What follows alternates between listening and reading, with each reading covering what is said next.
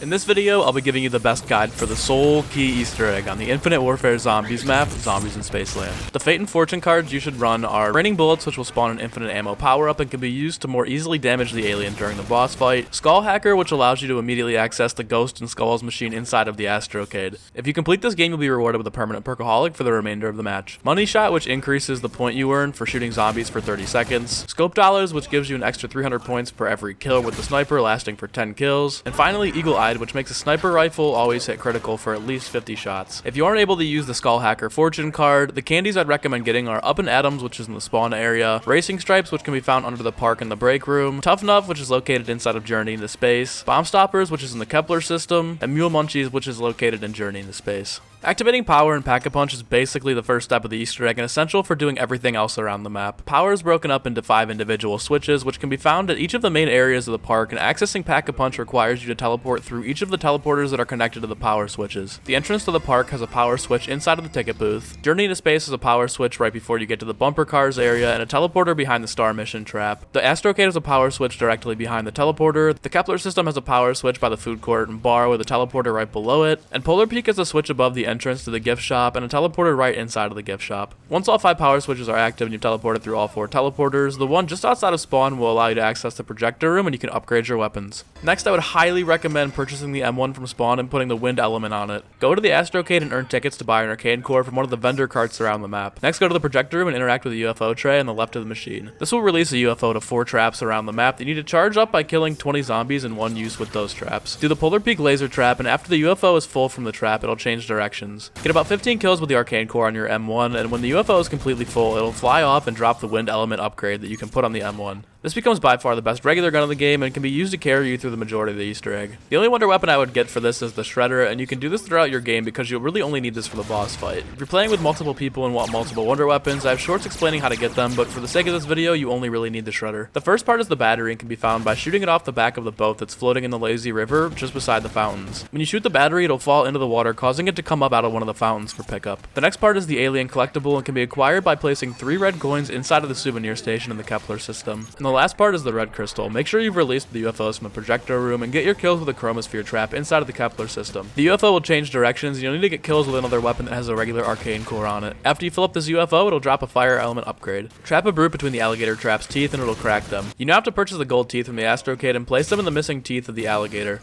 Doing so will reveal a crystal holder, and you need to shoot the far right one with your fire arcane core to collect the red crystal. Once you have all 3 parts, you can craft the Shredder in the tunnel that's directly beneath the fountains area. It's now time to build the Sati-Com device that'll be used to contact the UFO. There's 3 different parts you'll need in order to build it, being the calculator, the boombox, and the umbrella. The calculator can be found either on the bench near the projector room portal, on the bench of the table in the Kepler system, or on top of one of the garbage cans on the 2nd floor of the Astrocade. The boombox is located either next to the trash cans on the bottom pathway out of the spawn area, on the counter next to the power switch in the Kepler system, or in the break room next to Racing Stripes at the bottom of the map. Lastly, the umbrella can be found on the bench at the bottom of the slides, next to the control panel for the rocket trap inside of Journey into Space, or on the counter inside of the Polar Peaks gift shop. Once you've collected all 3 parts, interact with David Hasselhoff at one of the 3 DJ stations around the map. He moves every round and it's random where he'll be, but you can find him in either Journey into Space, the Kepler system, or between the fountains and the gift shop. The Hoff might not give you the Sati-Com right away, but continue to pass the rounds until the UFO that's crashed into the Polar Peak begins to play some tones that sound like this.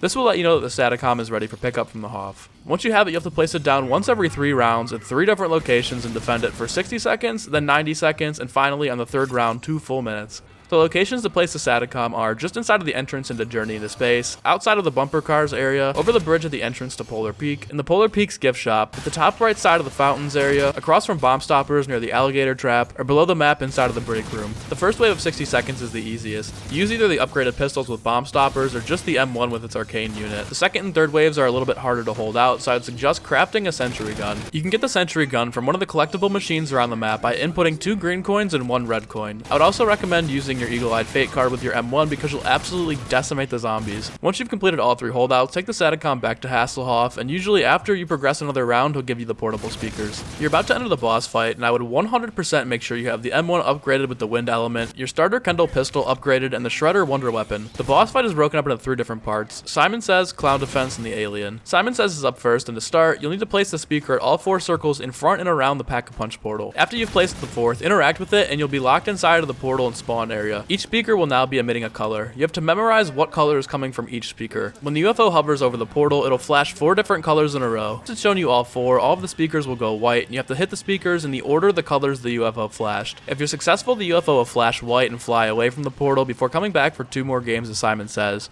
If you mess up the order, a brute will spawn and you can take him down easily with the M1. Upon completion of the 3rd game of Simon Says, clowns will rapidly spawn out of the portals around the Pack-a-Punch area. Kill them next to the Pack-a-Punch portal to charge it up with souls. After you completely charge up the portal, the alien will pop out. Note that the number of aliens you have to kill will vary depending upon how many players are in the game. So if you're in solo, you only need to kill 1 alien. If you're playing with 4 players, you only need to kill 4 aliens. The alien has a shock collar on him. It starts out as green, but the more damage you do to the collar, it'll change eventually to red. When you completely damage the alien, it'll kneel down and create a force field around it. When the force field goes away, run up to it and melee his backpack to break it. You'll have to repeat this again to break the fuses behind his backpack. After the fuses are broken, you just have to damage his collar one last time and he'll completely die off, rewarding you with XP. My best advice is to run the zombies on the walkway between the spawn area and the portal area. The alien will teleport from building to building and you can kind of damage him there, but eventually when you cross back over to the teleporter area, he'll likely spawn in front of you and you can do critical damage to him. Now that you've killed the aliens off, you have to pick up the alien's fuses from the front of the portal and head into the projector room. Place the fuses into the machine and you'll be able to double upgrade your weapons and upgrade your wonder weapon pistols as well. You now have to shoot each of the 5 lights in the Spaceland sign with an upgraded wonder weapon pistol to charge them up.